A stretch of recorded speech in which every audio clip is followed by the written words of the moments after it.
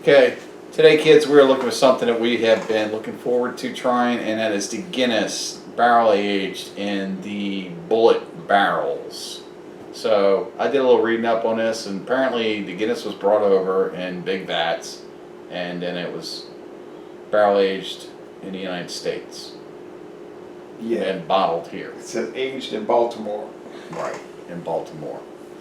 So it's a kind of big fancy label on it. It's 10%. I've never had one of these 10%. So, and the price sure didn't meet the alcohol. Let me see. I don't even. Yeah, it was expensive, huh? Yeah. Yeah, one of those cost two of these.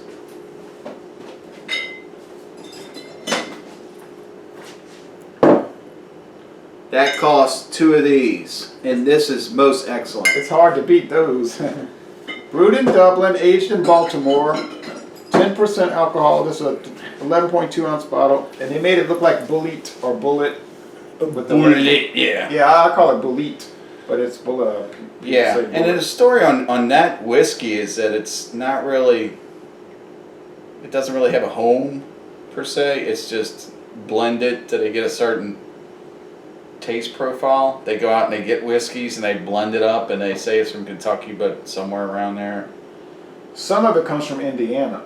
Yeah. You got to read the label. It'll be different. It'll say Kentucky straight bourbon whiskey, and some will say like rye whiskey, maybe from like Indiana. Yeah. From the Seagram's distillery. Yeah. Midwest grain Yeah, they products. come from that big conglomerate that's making all that conglomerate. whiskey. Yeah. It's watering down all the good stuff. Antwerpen stout. Well, you were saying on Alcohol Eggs on Facebook, you were saying, that's wrong. Irish beer with American bourbon.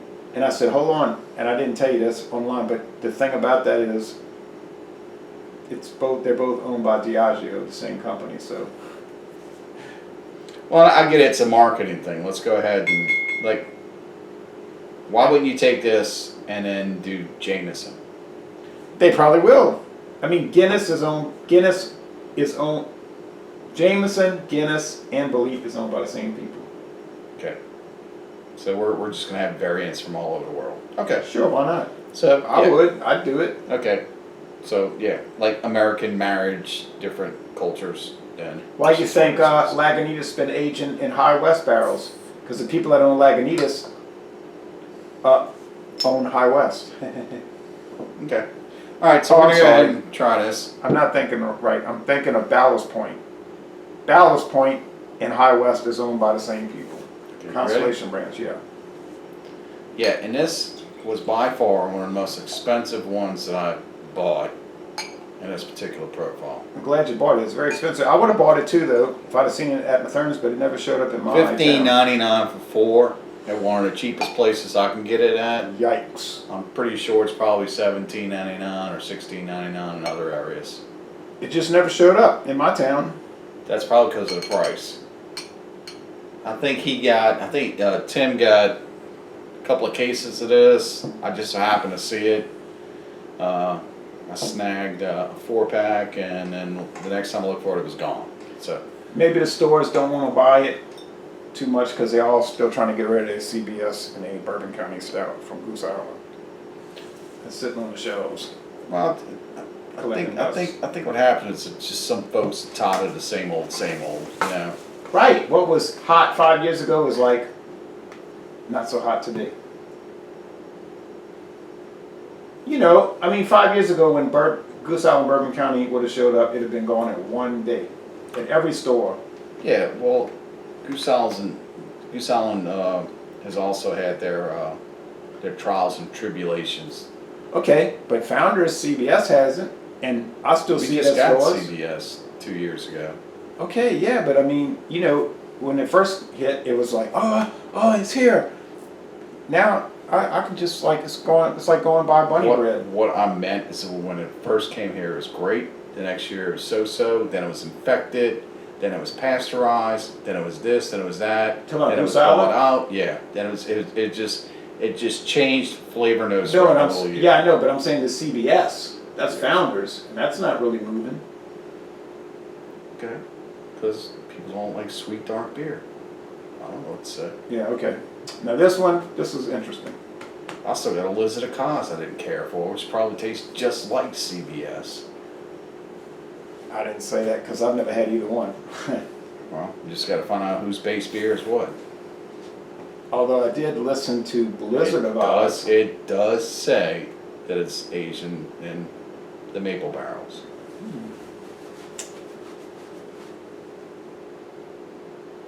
Okay, well, we didn't talk about the appearance. It's very dark brown, but it is not black. It's dark brown, the color of burnt motor oil. Yeah. It's not black. It's still got a. Hey, you can see a lot of brown. I wouldn't say a lot. You can see some. It's like Tootsie Roll color. Yeah, it's pretty brown. It's you could smell. I could smell a bullet. I'm not a person that has a lot of experience with Bulleit or Bulleit, but you have, but I haven't. You've never even tasted it, have you? I think I tasted it. It didn't seem bad. It seemed fine. It didn't You seem can go to remarkable. Helios and they got those little like Sample about, you can buy the 8 little ounce. packs. Yeah, it's like a 4-ounce bottle. You Yeah. can get that and try it. It's the same stuff. It's probably the stuff coming out of Indiana. Yeah, but I could smell it. It smells really good. There's not a whole lot of char hitting the nose. Well, before we go into this real fast, like, what is your opinion of Bulleit? I can't give an opinion.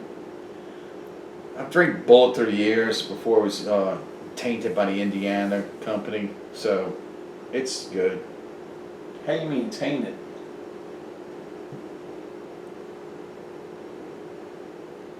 When they take someone else's liquefied or watered down stuff and mix it in and make it even more watered down, that's what I mean tainted.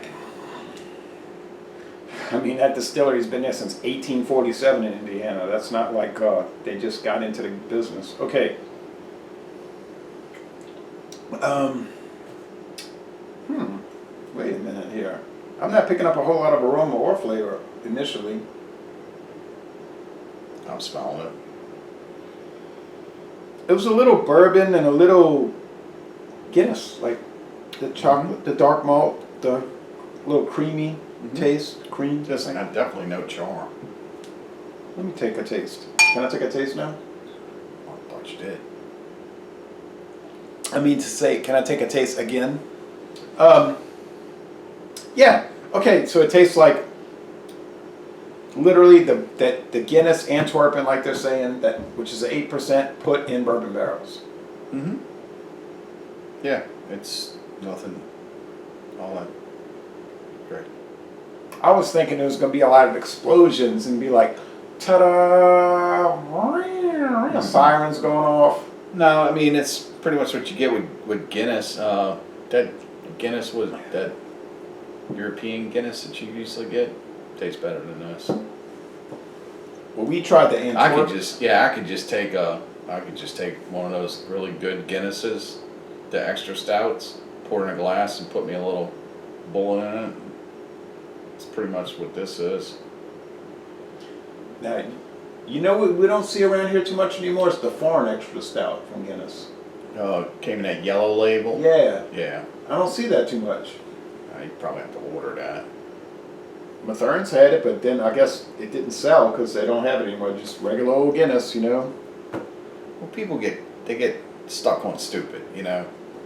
Like they just want to go one way with things. Yeah, but that foreign extra stout is so Like much that richer. nitro stuff, you know. Everyone's on the nitro thing. Guess who got on the kick with the nitro and then they canning stuff and they're selling it now? PJ's Coffee. PJ's Coffee has a nitro coffee in a can. I remember Samuel Adams had that for a while, but it didn't really work out too well. You never saw it again. Yeah, I mean, I think a younger crowd kind of likes the nitro, so. I like nitro beers, but I know you don't. Maybe you'll like the PJ's nitro iced coffee then. Well, I like this beer. Okay, I wouldn't. I think your daughter would really like that. She kind of goes along those lines, that iced coffee stuff. Oh yeah, Those fruity beers and stuff. See what I mean? There's a market. Oh yeah. There's a market for anyone out there. You know, you just make it as long as it's well put together, and there's a palate for it. It's gonna sell. This is fine. Yeah, it's not knocked my socks off. Yeah. So I mean, I'm glad I bought it, tasted it. And if I see it again when I buy it, nope. I'm just gonna straight out say nope, because I just pulled out 2 bottles of really excellent stout and put next to it, which costs the same price as one of these. And that's a milk stout. And nothing wrong with a milk stout. That's a 9% or 10%. This is a 10%. So Yeah. what's the big hoopah? The Because company, it's got a drop or 2 of whiskey in it. That's what it own, tastes like. okay, so they own a whiskey company, they own a beer company, so they mix them, and that's what we get. That's what it doesn't say how long they aged it. It certainly doesn't taste like they aged it very long at all. No, it says aged in Baltimore. Because you're not getting any wood. no you would wood get- whatsoever. You would get from a barrel aged. So for it to say it's barrel stout aged in barrels, I'd like to know how long it was aged. Because I'm not getting. You would think barrel. Is it a wood barrel or is it a plastic barrel? What kind of barrel? No, it's bourbon barrels. It's charred white oak, Does it say that? but that's what Bulleit uses, charred white oak. I know Are you that. sure? Yes. Okay. And it's aged in Baltimore. Well, that's nice. And but I don't know. Fancy bullet color writing on the back. Yeah, I mean it's pretty. Yeah, it's pretty. It's such a pretty little bottle. Look, Yeah. it's got a little Guinness thing on it. Right, right. The heart, and it's got the little bullet color on it. Oddly enough, the same way they would decorate their bottle. Right. It's unique, so I get it. I give it an I give it a B. See, if I'd have paid $4, I might give it a B. No, I'm gonna give it an A. I think it's good, but it's not remarkable or outstanding. No. But what do I say? What have I said? It's not that hard to get an A these days in the No. world of beer.